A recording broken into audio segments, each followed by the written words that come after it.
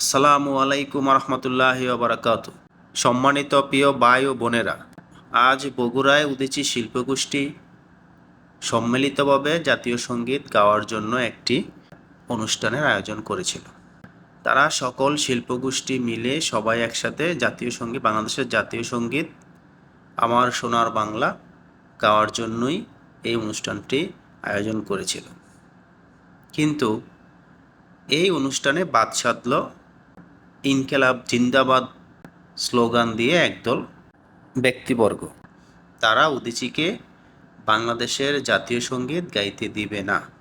সেই লক্ষ্যে তারা উদীচীর ব্যানার ভাঙল, উদীচীর যে সাইনবোর্ড ছিল সেটি ভাঙল, তাদের দরজা গেট ভেঙে সেটিকে ফ্যাসিবাদ বিরোধী মঞ্চ ঘোষণা করল।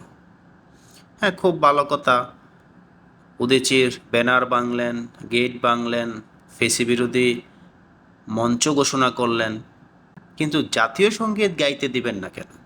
জাতীয় সঙ্গীত আপনাদের কি ক্ষতি করেছে? এই সকল কিছুই কিন্তু হয়েছে আমাদের বাংলাদেশ পুলিশের সামনে। পুলিশের যথেষ্ট সদস্য সেখানে ছিল, তাদের সামনেই ব্যানার ভেঙেছে, তাদের সামনেই এই ভাঙচুর হয়েছে। তারা প্রতিহত করতে যাননি। তারা প্রতিহত করতে না যাওয়ার পিছনেও একটি কারণ রয়েছে, যা আমরা সচরাচর দেখে থাকি। পুলিশ কিছু বললেই পুলিশের উপর আক্রমণ হয়।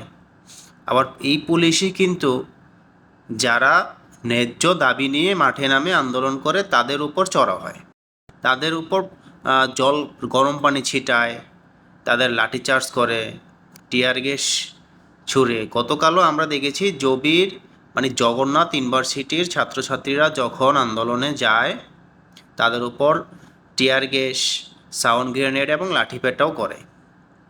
কিন্তু এইখানে উদীচীর শিল্পগোষ্ঠীরা বাংলাদেশের জাতীয় সঙ্গীত সম্মিলিতভাবে গাওয়ার জন্য একটি অনুষ্ঠান আয়োজন করেছিল।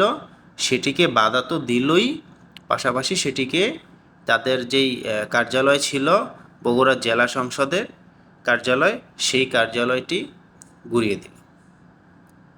ব্যানার দরজা টরজা ভেঙে ফ্যাসিবাদী বিরোধী মঞ্চ ঘোষণা করে দিল, জায়গাটা দখল করে নিল এক প্রকারে। আমাদের বাংলাদেশ পুলিশ সেগুলো চেয়ে চেয়ে দেখল। তো জাতীয় সঙ্গীত নিয়ে তাদের কেন এত আক্রোশ? কেন তারা বারবার এই জাতীয় সঙ্গীতের ওপর আঘাত করতে চায়? এটা আসলে এখন পর্যন্ত বোঝা যাচ্ছে না। তারা আসলে কি চায়? এই জাতীয় সঙ্গীতের সমস্যাটা কোথায়? এই জাতীয় সঙ্গীত নিয়ে তাদের এত মাথা ব্যথা কেন? এটা তো সেই জন্মলগ্ন থেকেই এই জাতীয় সঙ্গীত। এটা তো কোনো ধর্মকে নির্দেশ করে না। কারা এই জাতীয় সঙ্গীত নিয়ে এত মাথা ব্যথা? আসলে জাতীয় সঙ্গীতকে অস্বীকার করার মানে কি দেশকে, দেশের মুক্তিযোদ্ধাকে, এই বাংলাদেশকে অস্বীকার করে না? এই প্রশ্নই আপনাদের কাছে।